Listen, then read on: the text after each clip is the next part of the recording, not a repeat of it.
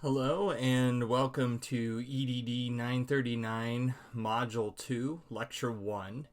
And we're starting to look at the elements of strategic leadership in this module. So that's why it is creatively entitled Elements of Strategic Leadership Part 1. And we're going to start to get into those in the next couple of lectures. But I'm hoping that at this point you've become oriented to the course and hopefully you've started working on that reading response. If not, I would encourage you to do that. That should be due this week, whatever the Sunday is from when you're watching this, unless you happen to be ahead. But if you're watching this during week 2, that reading response, that first one is due this coming Sunday. So hopefully you've been working on that and not trying to leave it all until Saturday or even Sunday afternoon. But and hopefully if you have questions, remember that part there, that discussion forum that is there under the general course information, the instructor's corner, and you can ask any questions in there. Or again, feel free to contact me through the various means that I talked about in that introduction video. So again, we're looking at elements of strategic leadership. But before we really get into that, I want to do an overview of talking about organizations as a whole. And this, I almost said review, because if you've already had the Organizational Systems and Behavior course, this video will probably be a bit of a review for you. Some of you might be taking 939 and 918 concurrently. So Healthcare, Organizational Systems and Behavior, and Strategic Leadership. If that's the case, if you are taking these two courses together, you might want to just skip this lecture. It's up to you, but this is going to be pretty much the same material part of the material that I cover in the first module in Organizational Systems and Behavior. Again, if it's been a year or two, depending on the path you're taking since you've had Org Systems and Behavior, you might want to watch it for review. But so that's why I'm putting it in here, because I do think it's important that we have this in mind. And strategic leadership connects both within the leadership arena and also within the organizational systems and behavior area. It kind of is a boundary spanner, and we're going to be talking about boundary spanners later in the semester. But the concept is kind of a boundary spanner because it delves into both worlds, both organizational studies and leadership studies. And so that's why I thought it was important to go over this here. In the first module for this course, we reviewed some of the information about leadership, definitions of leadership, and the belief that leadership should be at all levels and things like that. So now I want to start off here with talking about organizations. And hopefully you've got the PowerPoint in front of you. I've made it available there for you so you could download it. And you'll see after the Elements of Strategic Leadership Part 1, the first slide says, what is an organization? And if you look at the next slide, I have definitions. How would you define an organization? And the truth of the matter is, we'll talk more about this here in a minute, all of us are part of multiple organizations in our lives, and at varying levels of engagement, interest, involvement. And I just point that out because what has happened sometimes is organizational studies has come to be synonymous with business studies, business principles. A lot of times you find, sorry, I was about to sneeze, but a lot of times you'll find your organizational courses on organizational behavior, organizational studies, things like that. You will find them housed under colleges of business administration, things like that in your university settings. That's that's fine, but I think there's a danger with that, and that danger is what we've seen. If I start talking about organizational studies, I would venture to guess, if I went to a gathering of friends, not that my friends do this, they're not that nerdy, I guess, but if I went to a gathering of friends and they said, what do you want to talk about tonight? And I said, I want to talk about organizational studies and organizational behavior, I would bet most, if not all of them, would immediately go to business and that kind, for profit and those kind of things. And maybe before this course, or before, if you've already had the org systems course before you took that one, that was your thinking as well. But the reality is, all of us are part of multiple organizations in our lives. And so, again, we're going to talk a little bit more about that in a little bit. But I just bring that up because if you look at the definitions there, the word organization comes from the Greek word organon, which simply means an implement or tool for making or doing. Many of you, all of you are kind of in healthcare in one way. Many of you are healthcare professionals. Think about it. This is the same Greek word from which we get our word organ. Think about what an organ in the body does. It's an implement or a tool for making or doing something, right?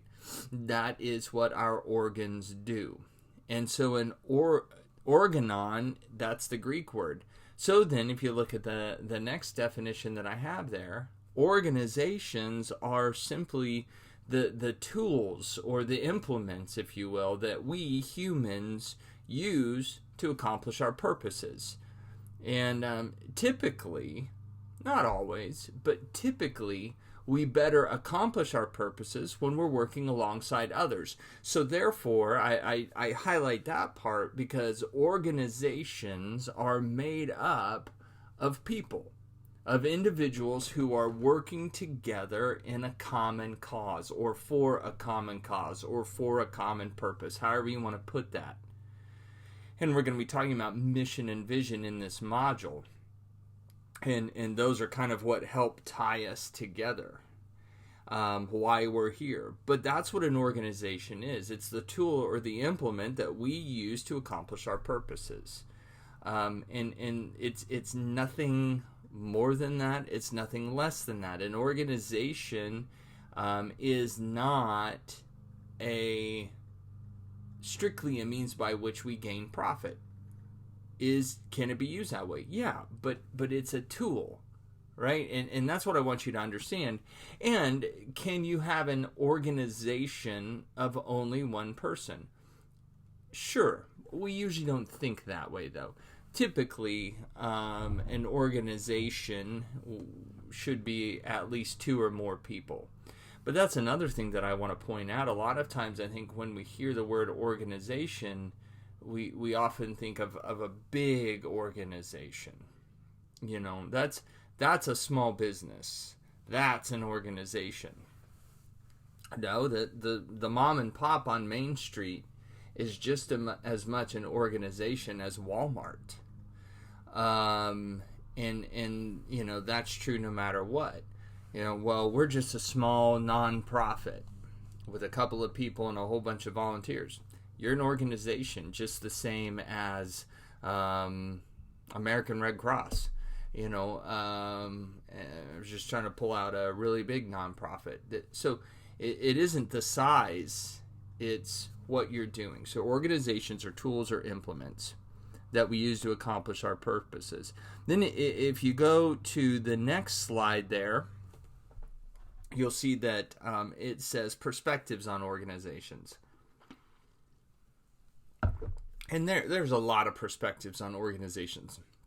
But there's kind of three overarching prevalent views or perspectives. And I pull these a lot from organizational communication. And if you've already taken the org systems behavior course, you know this. If you're in that course right now, you'll hear it because you haven't hit this module yet when you would be watching this. But organizational communication is very, very similar to organizational behavior. Now, your strict org behavior theorists will look at organizational communication and say they're nothing like us. And your strict organizational communication theorists will look at org behavior and say they're nothing like us. I've been in both worlds. They're very, very similar. Just trust me. It's just a little bit on how you're looking at things. Your org behavior folks obviously are coming from a behaviorist perspective. Your communication folks are coming from a communication perspective. But they study a lot of the same things.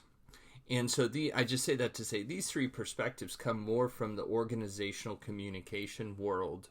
And it's this. The first one is a container view. That perspective about organizations says that the organization itself is simply a container. And what we mean by that is the things that happen inside, they just, they're the business. And when you come in at the beginning of the day, you enter, so to speak, the container, you do your business, and then you leave at the end of the day and you leave the container. And that's all there is. And so it's kind of a strict, non-permeable wall kind of setting, if you will. That's the container view.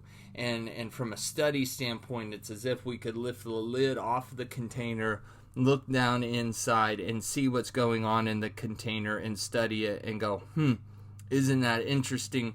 And then we can close the lid. That's the container view. It's a pretty sterile, mechanistic way of looking at organizations. Then you have the human interaction view.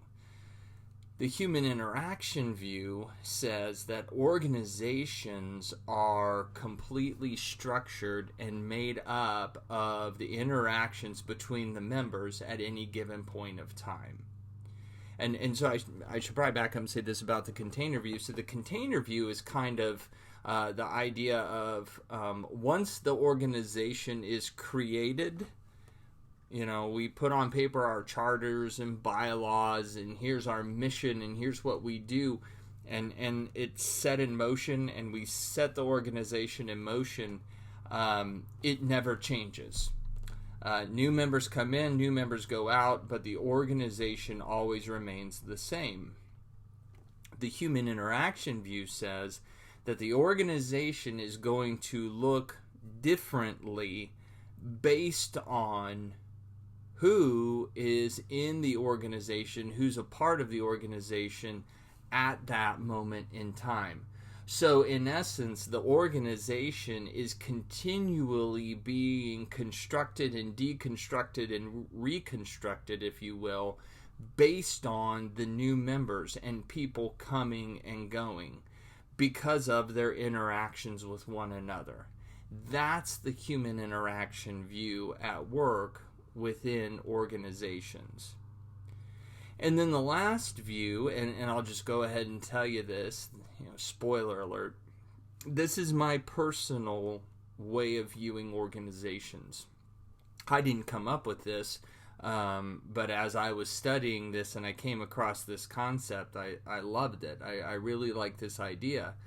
This perspective says that organizations are a balance of creativity and constraint. And the mental image that the authors use who came up with this is you got your fulcrum here and then a teeter-totter. So just picture a teeter-totter on a playground. And, granted, the fun in a teeter-totter is going back and forth, but I don't know if when you were a kid, or maybe with your kids, you've ever tried to do this, but I remember being on a teeter-totter as a kid, and we'd have fun going back and forth, but every now and then one of us would be like, hey, let's try and balance this, and so you would work hard to try and get it perfectly balanced. Now, sometimes, depending on the weight differential between the people on the ends, one might have to scoot closer in or further out, and I know you can only go so far out, but you know what I mean? And if you've ever tried to do that, you understand, because what you're doing is you're redistributing the weight based on where you are to the fulcrum, and I've now exhausted my knowledge of physics, so I'll leave it there. But you've done that. And so what these authors are talking about when it comes to organizations, and again, they're coming up from a communication standpoint, but the interaction, organizations are constantly, and the members of organizations are constantly in this tension, struggle, if you will. I hesitate to use those terms because it makes it sound like it's negative, and it doesn't have to be. But they're in this ongoing activity, maybe is a better word, of bringing balance between creativity and constraint. And what we mean by that is this. I'll start with the constraint. Organizations, in order to function properly for everyone, need boundaries. They need rules. They need guidelines. And so we have policies.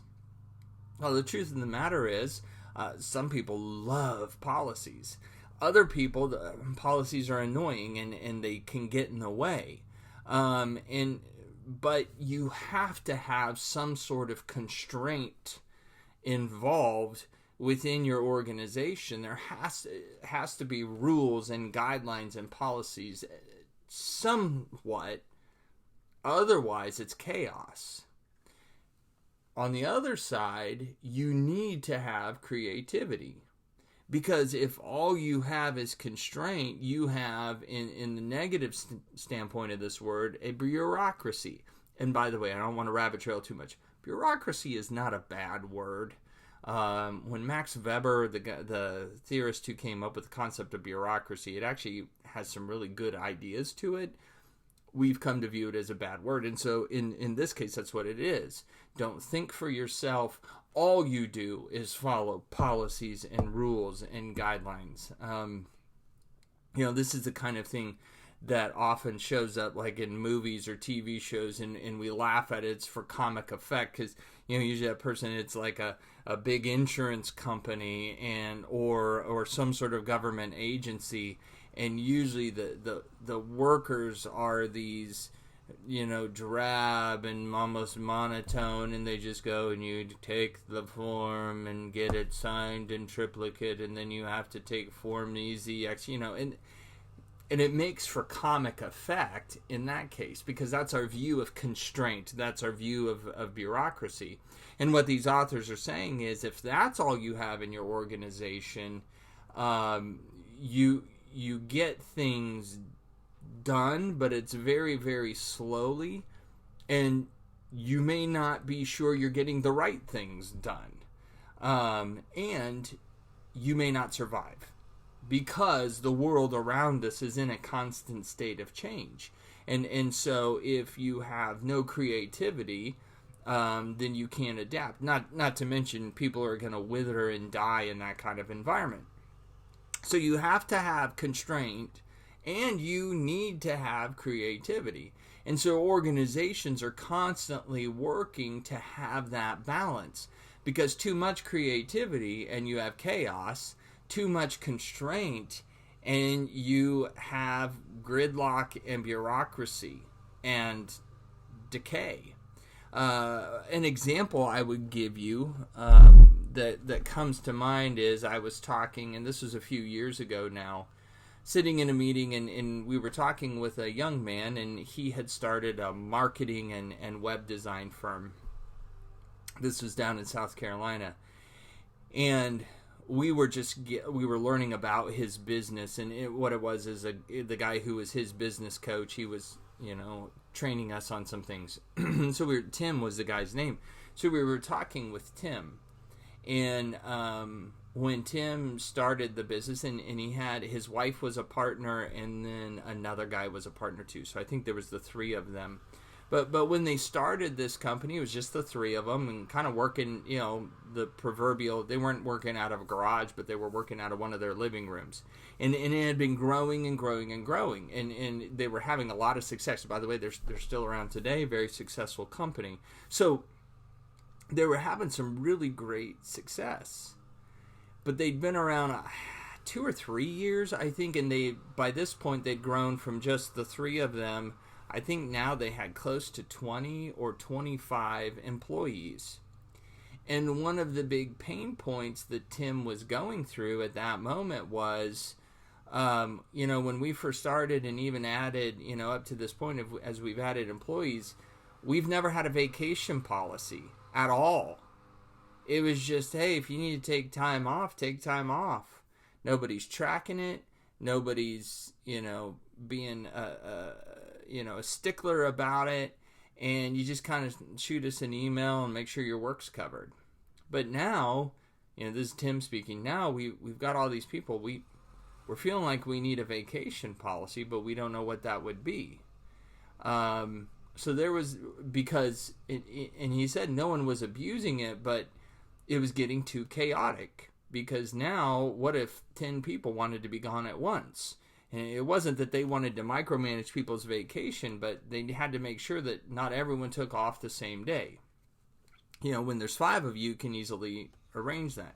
So that's what I'm talking about. And so they were working through, and that was kind of his big issue that he was working through, and the coach was helping him. That's an example of balancing creativity and constraint.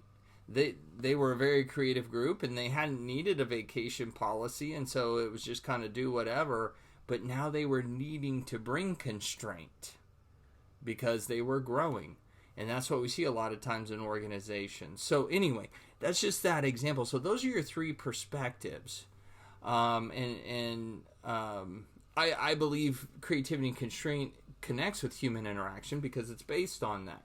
But I do think human interaction, where it disconnects from creativity and constraint, is it says, well, the constraints of today are gone tomorrow based on who's there. I don't necessarily agree with that. I think there's policies that are put in place, and we should keep them in place. So I need to keep moving here. I spent a little bit of time on that. But then I have definition of the organizational system. And that's just to make you aware. That's how the organization is structured and how it functions. And typically, and there's, I would put it this way, you see flat and hierarchical. And I want you to think of it this way as far as org systems, org structures. Those are 2 ends of a continuum is how I would view that. At one end, you have a totally flat organizational structure. The other end, you have a strict hierarchical organizational structure. And there's a whole lot of ground in between both of those. So it really, I view that as a continuum because you're not either flat or hierarchical. In fact, vast majority of organizations fall somewhere in between. But I'm not super up to date with military structure, and I hear they make changes. But the military would be an example I would give you that we typically think of is probably close to the extreme on hierarchy, right? Very regimented, very rank-based, all of those things. Whereas some of your new startups, things like that, tend to be very, very flat. A flat organization, in case you're wondering what I'm talking about, flat organization typically has no management structure in it at all. You might have the owner and then everyone else. There's no first line supervisors, second level managers. There's, district manager. There's nothing like that. Universities, colleges tend to be, it depends on which one, but overall, I would say middle-ish, maybe leaning a little bit more on the hierarchy, because there's structure in there. You typically have department heads and deans and things, but it's usually not too far of a step for a faculty member up to, in average-sized colleges, up to the executive level, if they wanted to communicate with them. So that's just an example. And that'll just help you as we go on and talk about mission and vision, and then even more talking about how do we communicate down the levels Flat organization doesn't have a lot of levels to communicate down. But there's other problems that come with a flat organization. We went through a phase, and I need to get off this rabbit trail, but we went through a phase where everyone wanted to be flat. Get rid of all management structures. Well, now we've swung back more towards the middle because people have realized actually some level of management structure is good. And so that's just to give you that perspective. And then the last slide there, and I won't spend much time on this, but this just helps you see the types of organizations. You have for-profit and non-profit, educational, government, religious, healthcare. And the reality is a lot of these fall under either for-profit or non-profit, those broad categories, and then they go from there. But I just want you to be aware that all of these are organizations, and that's why I say all of us are part of multiple organizations in our lives, and to varying degrees of investment and engagement. For instance, and I might use illustrations like this again, so if you hear me repeat it, forgive me. But an example I'll give you is in the past I've been a member of the International Leadership Association, which basically is practitioners as well as academics. And the reason I was a member is because then I got access to certain resources, could find out about conferences. Never actually attended a conference, but you get a discount rate. There's just some advantages. But then there are some people who are actively highly involved as members of that organization. And they're posting in the forums, and they're putting in, they want to be reviewers for the journal, and they want to be reviewers for the conferences and help plan conferences. That wasn't me. My involvement was very fringe. Their involvement is very, sorry, can't see my hands, it's very core. I'm very fringe. I'm out here. That's just, and now there are other organizations of which I am very much in the core and part of. And you're the same way. So that's just, again, we're all part of multiple organizations. And I want you to be thinking about that, even as you're thinking about your organizational analysis. And you can see the assignment for more information on that, the major assignment. Be thinking about what organizations. It isn't just the one you work for. It could be one that you're just heavily involved in that you want to take on in that analysis paper. Well, that'll conclude this lecture. I've gone a little bit longer than I wanted to. No surprise there. We'll see you in the next lecture, and we'll talk about the mission.